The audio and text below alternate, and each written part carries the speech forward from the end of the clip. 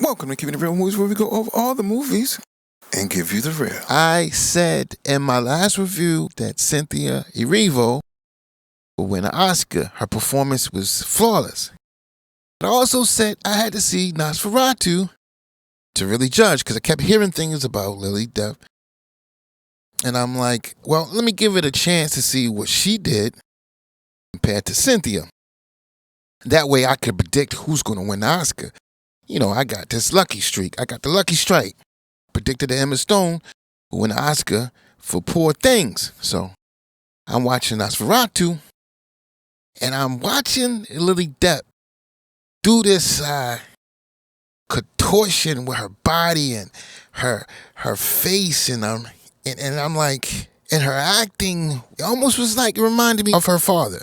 There's something in the genes. I'm not talking about like Jordache or Bill Blass or Sergio Tacchini. You know, I'm not talking about genes like that. I'm talking about like DNA. There's something in her DNA that has her perform this way.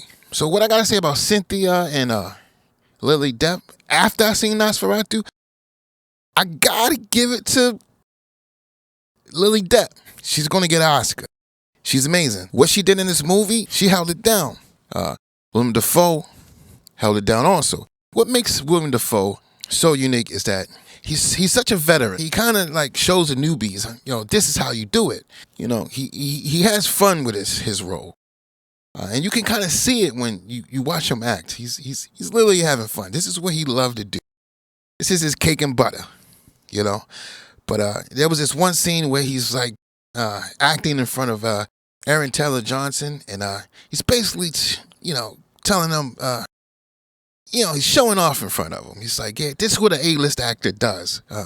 And Aaron, speaking of Aaron Taylor Johnson, I can see that he was way out of his league. Yeah, he was around some, you know, real actors.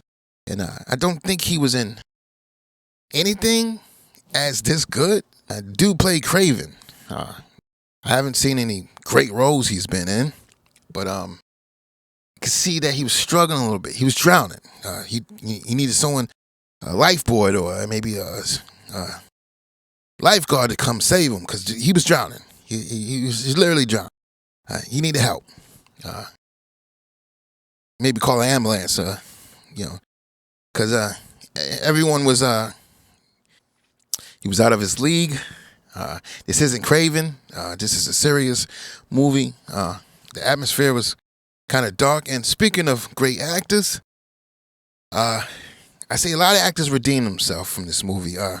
Lily Depp, she was in that movie with The Weeknd. I watched a little bit of that movie, and I kind of was like, it was kind of cringe. Yeah, I kind of felt bad for her, because The Weeknd was he was kind of a cornball. I mean, I can't even listen to his music the same way. You know, Bill Skarsgård, he did that Crow movie, and he kind of messed up too, because that movie bombed. I honestly didn't even want to watch that movie. I heard it was so bad. Even I didn't want to watch it. I mean, I could have ragged on it, but you know, then I had to watch it and go through it. You know, maybe an hour and a half of watching this horrible movie that Bill Skarsgård was in. But this movie, he redeemed himself. I mean, he got lost in the role. I didn't even know this was Bill Skarsgård. I didn't even know. I didn't know. Someone's told me that, yeah, that was Bill Skarsgård. I'm like, who? I didn't see him the whole movie. It's like he was the creature guy. He was the vampire. That's not Bill Skarsgård. That was really Bill Skarsgård? Yeah, that's the guy. I'm like, whoa. That is a great performance. Dude disappeared into the role. And then how he talked, how he spoke, he was speaking in some kind of like, I don't know, some accent. He was like just some weird accent. And I was like, it was like some monster kind of, it was eerie. It was eerie and it was creepy. I didn't know what he was talking about. But it was great. The whole movie as a whole was great. Robert Eggers shot in this movie so elegantly. I mean, There were shots in this movie that shouldn't have worked technically, but it worked perfectly, like flawlessly. This movie was amazing. The atmosphere was dark, gloomy. There was rats all over the place. Maybe like 2,000 rats. If you don't like rats, don't see this movie, because you're gonna be more scared of the rats than you're scared of the vampire. This movie may have been one of the best vampire movies I've ever seen. Compared to Interview with the Vampire, it's neck to neck. And the ending of this movie, they say a movie is as good as its ending, and the ending of this movie was, it was chef kiss.